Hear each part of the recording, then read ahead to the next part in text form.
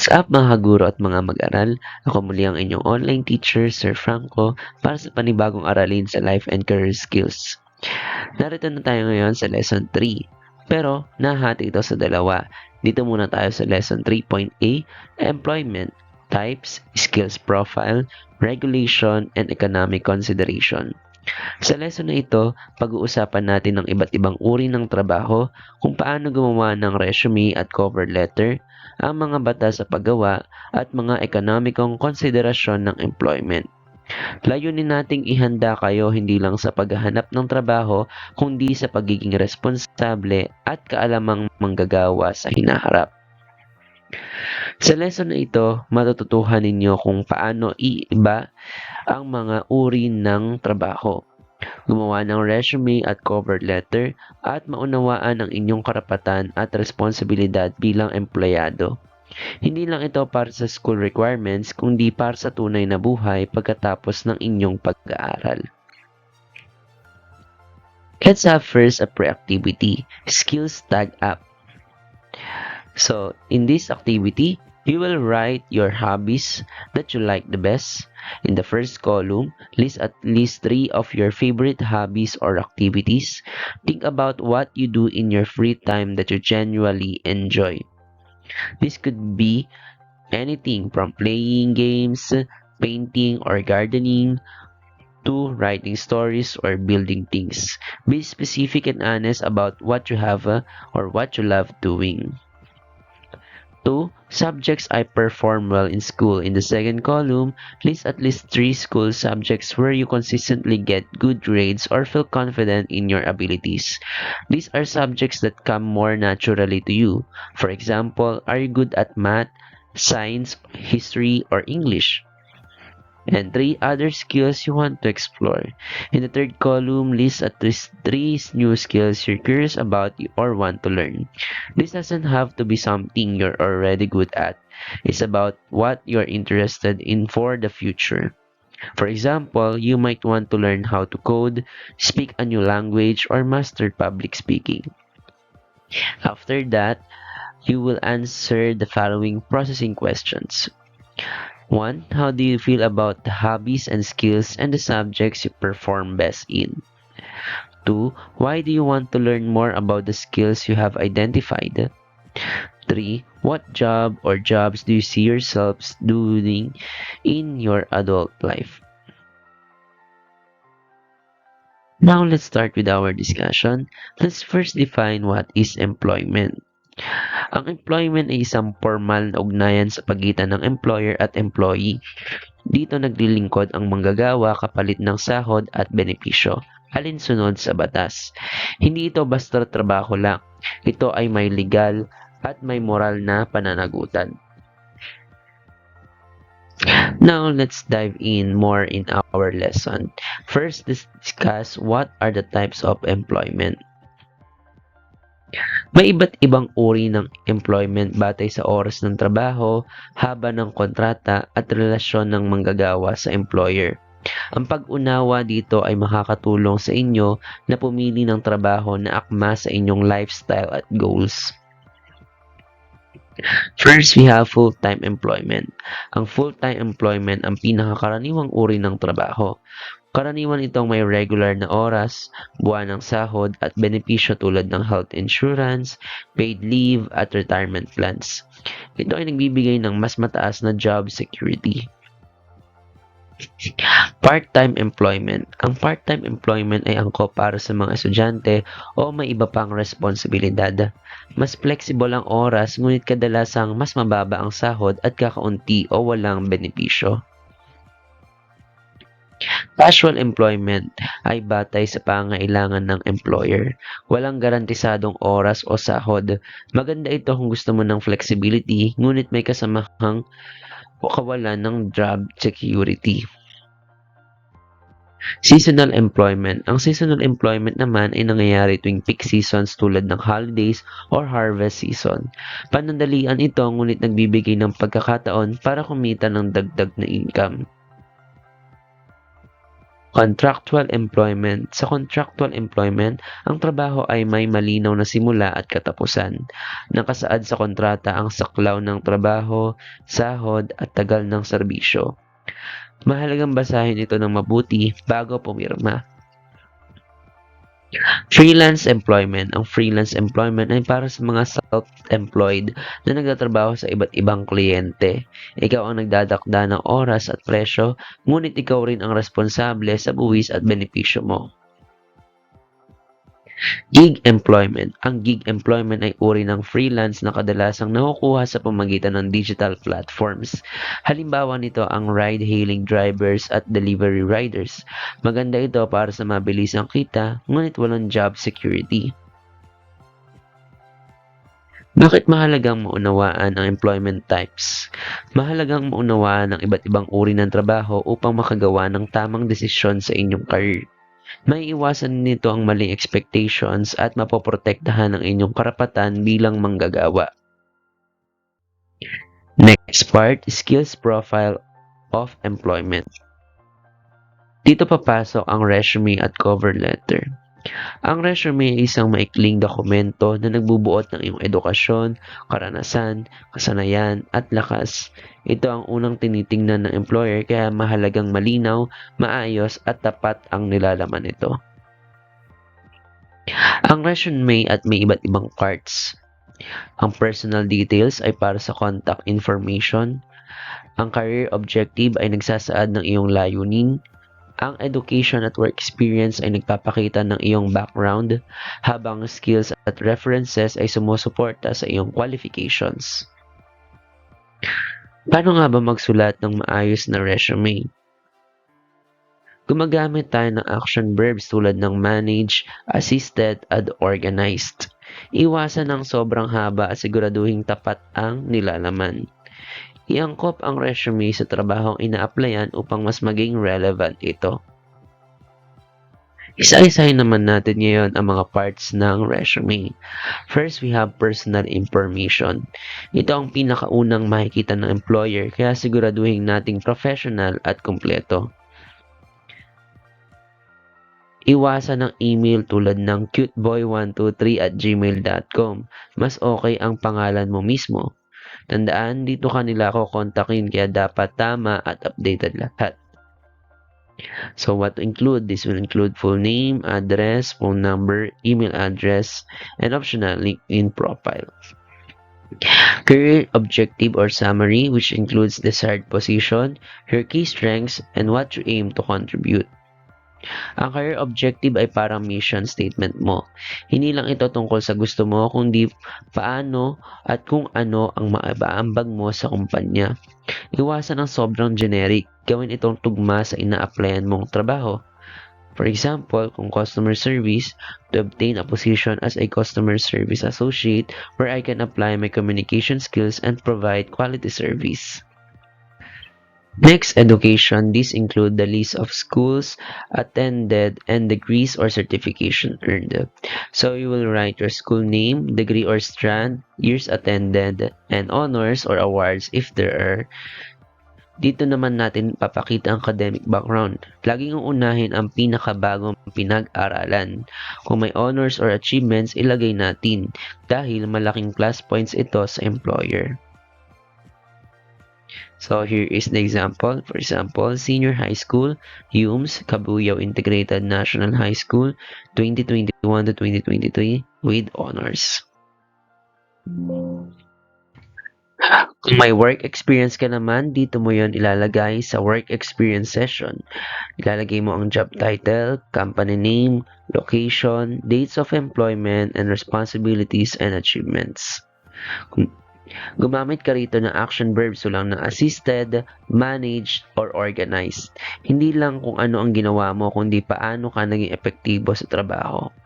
For example, Sales Assistant, ABC Store, Cabuyao City, June 2023 to March 2024. Assisted customers and process sale, maintain inventory records. Some resume may not also include the responsibilities or duties or yung naiambag. Pwede na yung position, kung saan ka nagtrabaho, name of company, and inclusive dates. Skills. Ito ang selling points mo. You will include here your technical skills, soft skills, or language skills. Piliin lang ang skills na tugma sa trabahong ina-applyan. Mas okay ang totoo kaysa mag-exaggerate dahil makikita rin nito na employer's actual performance mo. Baka may nilagay ka doon na kapag ka naman pinagawa sa'yo ay hindi mo na magawa in actual field. For example, Microsoft Office communication skills, time management, basic graphic design. Certification or training section. You must include here the title of training you attended, organization that provided the training, and the date completion. Ito ang patunay na may formal training ka, lalo na kung test the NC2 or other certificates, malaking advantage ito. Pinapakita dito na handa ka na sa trabaho. Maganda rin na updated at relevant yung ilalagay mong skills or trainings. Awards or achievements, this is optional. You will include here the title of the award, granting institution, and the year you received the award. Optional ito pero kung may awards ka, ilagay mo. Ipinapakita nito ang iyong effort, excellence, at commitment. Mga katangiang hinahanap ng employer, lalo na kung related ito sa iyong trabaho. At tip lang, dapat ito ay hindi masyadong marami at yung major achievements yung ilagay mo lang. References ay parang character witnesses mo sa trabaho. So, siguraduhin alam nila na ilalagay mo ang pangalan nila at handa silang magsalita tungkol sa iyo. So, you will write their full name, their position, current company or school, and contact information. So, dapat ito ay updated and dapat yung mga professional sana. And syempre, dapat may permiso or kontakin mo sila na ilalagay mo sila as your character reference. Next naman ay ang cover letter. Ang cover letter ay ginagamit upang ipakilala ang sarili sa employer. Dito mo ipinahayag ang iyong interes sa kumpanya at kung bakit ikaw ang angkop sa posisyon. Ito ay karaniwang sinusumite kasama ng resume. Ang cover letter ay hindi isang simpleng ulit ng resume. Layunin nitong ipakita ang iyong motibasyon, personalidad at kakayahan upang hikayatin ng employer na inimbitahan ka sa interview. There are different formats. We have 3. Ang block format, ang pinakakaraniwan, ang lahat ay naka-align sa kaliwa. Ang modified block at semi-block naman ay may bahagyang pagkakaiba sa layout ngunit pareho pa ring formal. Ang cover letter ay kasabay ng resume at ito ang formal na liham kung saan mo ipinapakilala ang sarili mo. Isa-isa nating talakayin bawat bahagi para mas maging malinaw at profesional ang sulat mo. First heading, ito ang unang bahagi ng cover letter. Parang address sa sobre. Dito mo makikita kung saan ka nagmumula, siguraduhin na tama at kumpleto ang detalye. So we'll write here address, city, province, and then your zip code. Date. So ang fetch ay mahalaga dahil ito ang reference sa employer kung kailan mo isinulat ang letter. Iwasan ang shorthand, gamitin ang buong format para mas formal. So this is placed after the heading. So month, day, year, format. Inside address, dito naman natin ipapangalan ang tatanggap ng liham. Kung alam ang pangalan, mas maganda. Pinapakita nito na nag-research ka at seryoso ka sa application mo. So what to include? First, the name of employer. The second line, position. Third line, company or school. And then last, address. So dapat exact yung title, ano? So mas maganda i-research na yung correct name kasi iba critical dito. Next, salutation. Ang salutation ay pagbati mo sa employer. Laging formal ang gamitin, iwasan ang casual na pagbati tulad ng hi o hello. So, you may use dear sir, madam, or sir, ma'am, kung di sure sa gender ng padadalhan, or kung specific naman, kilala, use sir or madam or ma'am. Then, after that, gagamit ka ng colon. Body or opening paragraph muna tayo. Sa opening paragraph, ipinapakilala mo ang sarili mo at sinasabi kung anong posisyon ang ina-applyan mo. Dapat malinaw agad ang purpose ng sulat mo sa opening paragraph. Middle paragraph naman, ipapakita kung bakit ikaw ang tamang tao para sa trabaho. Hindi lang basta listahan, ipaliwanag kung paano makakatulong ang skills at experience mo sa kumpanya o paaralan. So you may write here educational background, skill and experience, achievements that are relevant to the job. Last is the closing paragraph. Dito magpapasalamat ka at ipapakita na bukas ka sa interview. Iwan mo ang sulat sa isang positibo at professional na tono.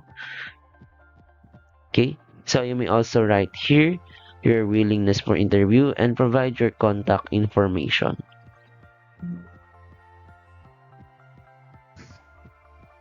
Then you will write the complementary clause. So ito ang formal na pagkasara ng liham. Simple lang pero mahalaga ito sa tamang format ng business letter. You may write truly yours, sincerely, and with a comma. And the first word is the one that's only capitalized.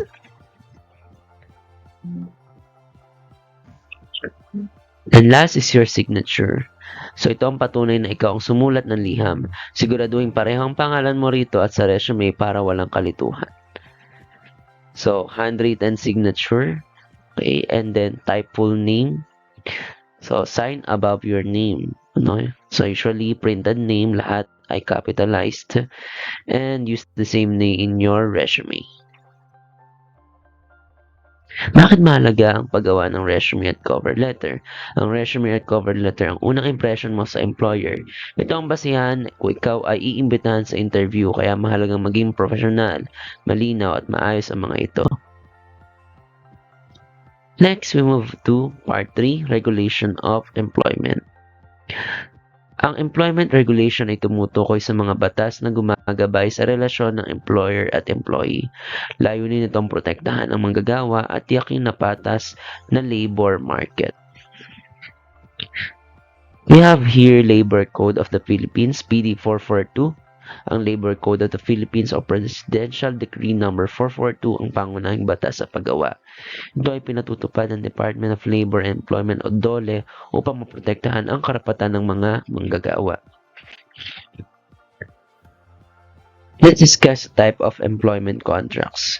May iba't ibang uri ng kontrata sa trabaho. Ang probationary ay pansamantalang panahon ng pagsubok. Kapag naging regular, mas tumitibay ang job security. Ang contractual naman ay para sa tiyak na proyekto o panahon. Working hours and overtime pay ayon sa batas, ang normal na oras ng trabaho ay 8 oras kada araw. Kapag lumagpas dito, may karagdagang bayad na 25 hanggang 30% depende sa sitwasyon. Hindi dapat pilitin ang empleyado na mag-overtime ng walang bayad. Minimum wage, rest days, and holidays. Ang minimum wage ay nagkakaiba-iba depende sa rehiyon. May karapatan ang empleyado sa hindi bababa sa isang rest day bawat linggo at sa holiday pay kapag pumasok sa mga itinakdang pista opisyal. Termination, resignation, and endo. Ang termination ay dapat dumaan sa due process. Kapag magre-resign, kailangan magbigay ng 30 araw na abiso. Ang endo ay ang pagtatapos ng kontrata bago maging regular na empleyado. Isang isyong sinusubukang solusyonan ng gobyerno. Employee rights. Ang bawat empleyado ay may karapatan sa patas na sahod, ligtas na lugar ng trabaho, at benepisyo tulad ng SSS, PhilHealth at pag-ibig. May karapatan din silang mag-unyon at protektado laban sa diskriminasyon. What are employer responsibilities naman?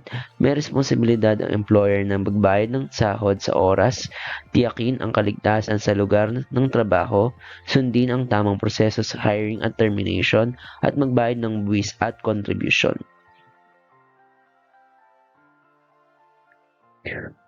Youth Employment Rules. May espesyal na patakaran para sa kabataang manggagawa. Ang edad 15 hanggang 17 ay pinapayang magtrabaho, ngunit may limitasyon.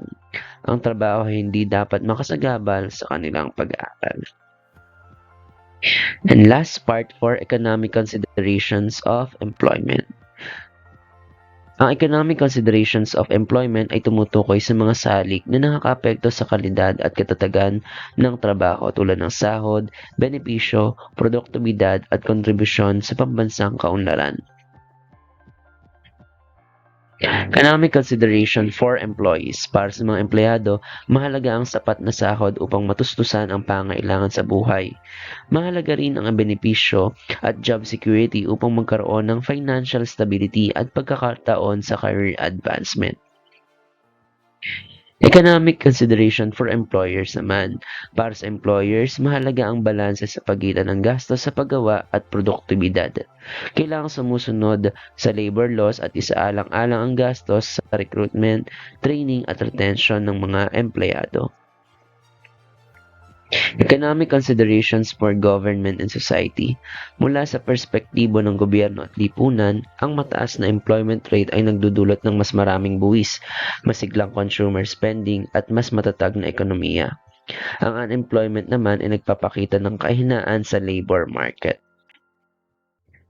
Overseas employment and the Philippine economy. Malaki ang ambag ng overseas employment sa ekonomiya ng Pilipinas sa pamamagitan ng remittances. Gayunpaman, may kaakibat itong hamon tulad ng brain drain at family separation. Kaya patuloy ang gobyerno sa paglikha ng lokal na trabaho. Dumako na tayo sa activities assessment matapos ang mahabang discussion. Activity 1, Resume and Cover Letter Writing. Gumawa kayo ng isang resume at cover letter para sa trabaong nais ninyong pasukan. Isipin ninyo ito bilang practice para sa tunay na job application. Siguraduhin malinaw, tapat at maayos ang inyong output. Activity 2, Employment Rights Reflection. Sumulat ng maikling refleksyon tungkol sa kung paano makakatulong ang kaalaman sa iyong karapatan bilang manggagawa upang maiwasan ang pang-aabuso at mapanatili ang dignidad sa trabaho. Now for assessment. Which type of employment typically includes benefits such as health insurance and paid leave? C. Full-time. Which employment type is characterized by short-term, on-demand jobs often facilitated by digital platforms? B. Gig. 3. What is the main purpose of a resume? B. To summarize your qualifications. 4. Which document introduces you to the job employer and explains your interest in the job? C. Cover letter. And 5. Which law serves as the primary employment law in the Philippines? B. PD 442. Now for the second part of our assessment, you will answer the following question. Number 6. Possible answer here are the following: health insurance, SSS, PhilHealth, Pag-ibig, or paid leave. For number 7, the possible answer is this is a practice of terminating employees before they become regular. Number 8, possible answer is it provides financial stability and long-term career growth.